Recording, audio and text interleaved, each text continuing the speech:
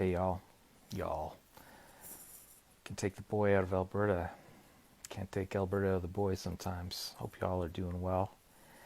You're looking at a tired pastor, but I know many of you have been working a lot harder. You're on the front lines and you're serving your community well, and I'm grateful for you and I'm praying for you.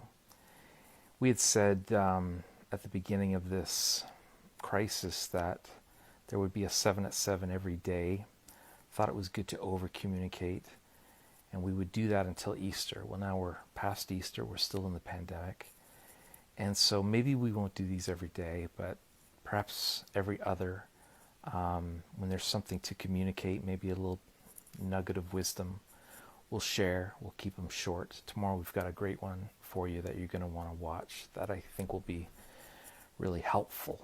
I want to thank everybody who participated in yesterday's Easter Sunday service. What a great day, and what a great church.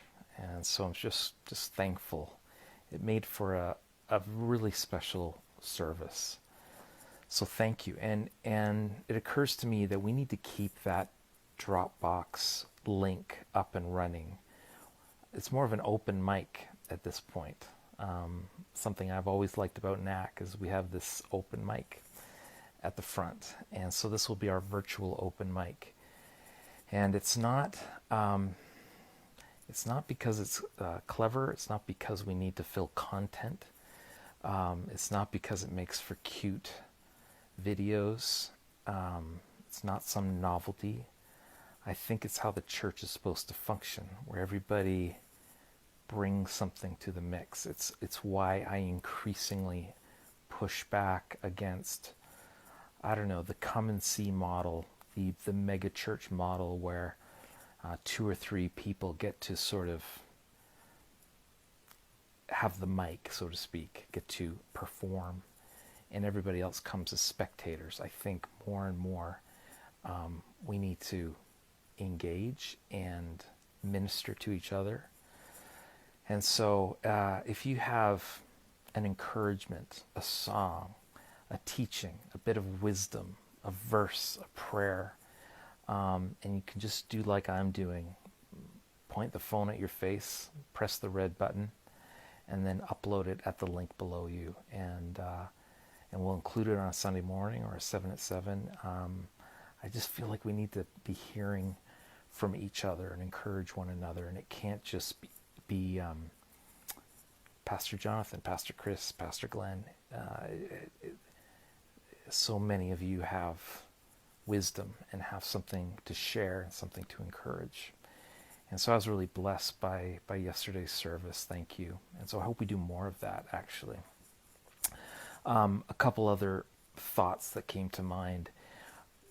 A few months ago, we did a series called You in 5 Years. It was really talking about godly habits, the kind of person that we want to become in 5 years. And it occurred to me as I was trying to practice what I preach and establish some habits or reestablish some habits during that time, and things were going well.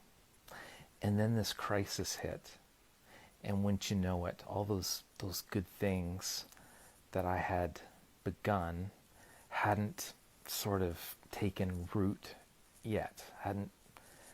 They hadn't become like brushing your teeth, where you just do it naturally.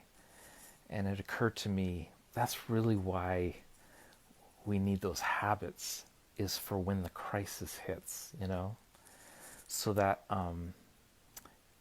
they come to us naturally. They come to us automatically.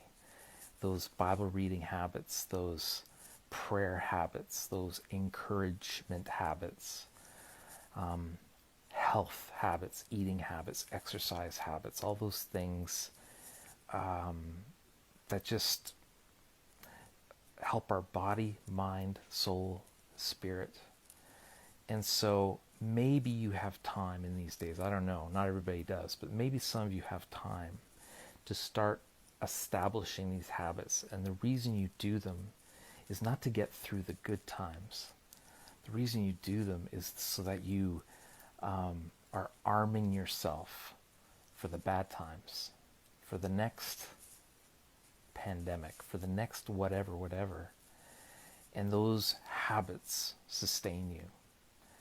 I also wanted to just share, I think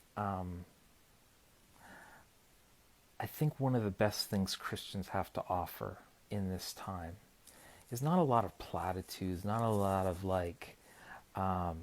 too blessed to be stressed, or any bumper sticker theology. But John Sayers is an author I've been reading, and he says something that Christians can offer is a non-anxious presence in the world. I just like the way that's phrased. It's not about some heroism, some sort of self-centered heroism. It's about we don't grieve the way the world grieves. We have a different king and a different kingdom and a different hope. And so if we can bring our non-anxious presence into a world that is on edge, that is very fearful, and rightly so, and are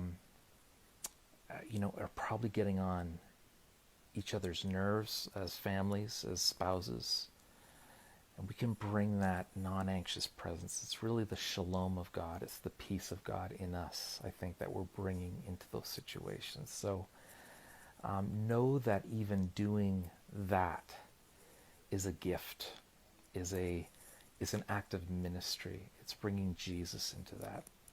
So those are my 3 thoughts for the day. Contribute your own thoughts. You have your own insights and wisdom that you're bringing. And we love them, and we need to hear from you. Love you guys. God bless. Be the church.